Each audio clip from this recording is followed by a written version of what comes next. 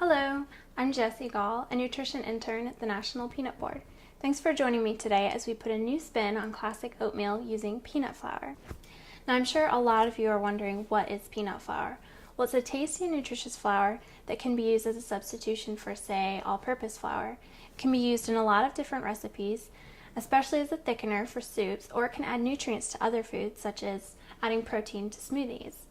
Peanut flour contains 7 grams of protein per 1/4 cup, which makes it a vegetarian-friendly food that can increase the protein content of whatever it is that you're eating. So peanut flour is made from ground peanuts after some of the oil has been removed. There are light, medium, and dark roast peanut flours, each of which has a different strength of peanut flavor.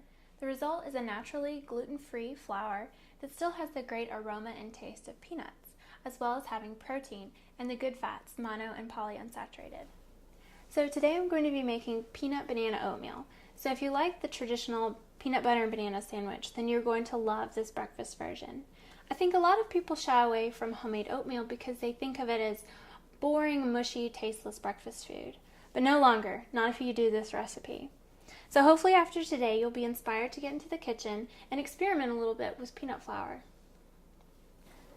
So my ingredients for this recipe are 1 ripe banana, 1 tablespoon of your favorite dried fruit, and today I am using dried cranberries.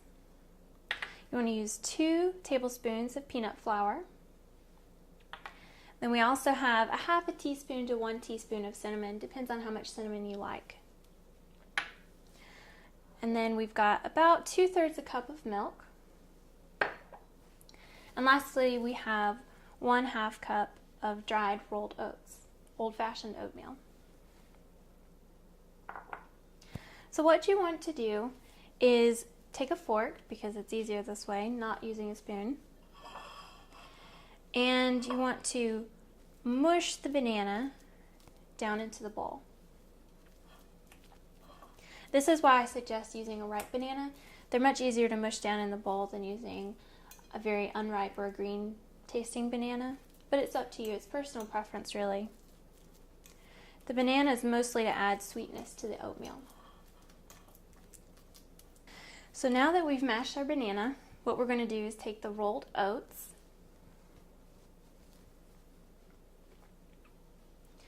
and we're going to gently pour them all over the mushed banana in the bowl.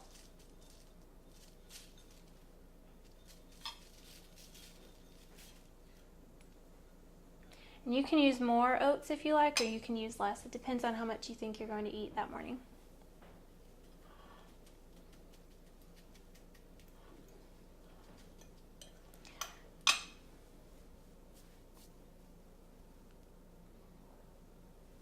So now we're going to take our milk and we're going to pour it all on top of the oats and the banana.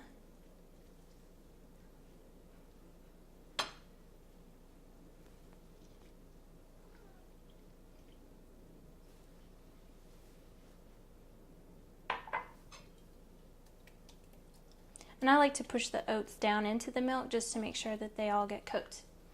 We don't want some hard, gritty oat to show up.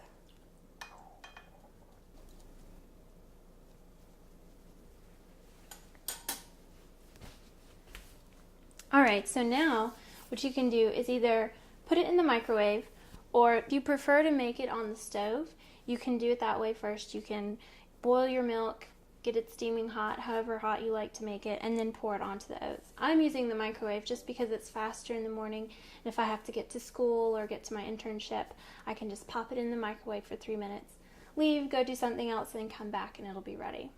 So it's up to you, it's personal preference. So a little tip here about putting your oatmeal in the microwave. Depending on the strength of your microwave, you probably want to check it every 1 to 1.5 minutes to make sure that it's not boiling over onto your bowl. I use a shallow bowl just because I feel that it cooks better, and those are the type of bowls that I use. If you prefer a deep bowl such as this one, it's probably just as fine. I would still double check to make sure that it's not overflowing in the microwave. So once your oatmeal is finished in the microwave, I would let it sit for about a minute while you get everything else ready. Okay, so So here's our oatmeal. Nice and ready for the rest of the ingredients.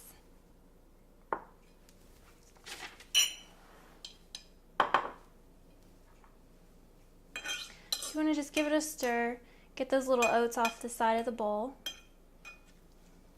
Make sure that you stir all of the oats and the banana together really well.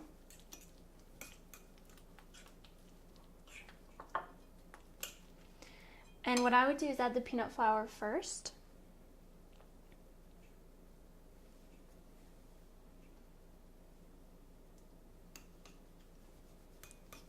And kind of stir it in as you're adding it. So in this one dish, you're getting calcium from the milk, getting fiber from the oatmeal, protein from the peanut flour, and potassium and a nice little sweetness from the banana.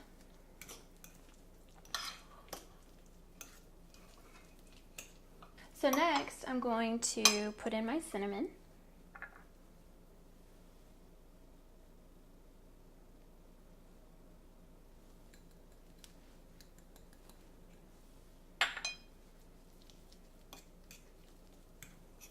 And like I said, you can use as much or as little cinnamon as you would like.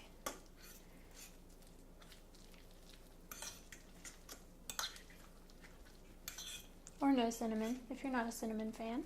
That's okay too. And last but not least, our dried fruit. And this is just a nice way to add a little bit of extra color, a little bit of a different flavor. You can add any dried fruit that you like. Gives it a nice texture too, because the dried fruit is a little tougher than the smooth and creamy of the oatmeal. So now that we've stirred in the remaining ingredients into our oatmeal, you can top it off with sliced bananas or crushed peanuts if you prefer, just to add some eye appeal. Or if you're really hungry, you can just dig right in. But be very careful, it's still pretty hot. So thanks for watching, and I hope you were inspired to get into the kitchen and experiment with peanut flour. Thanks.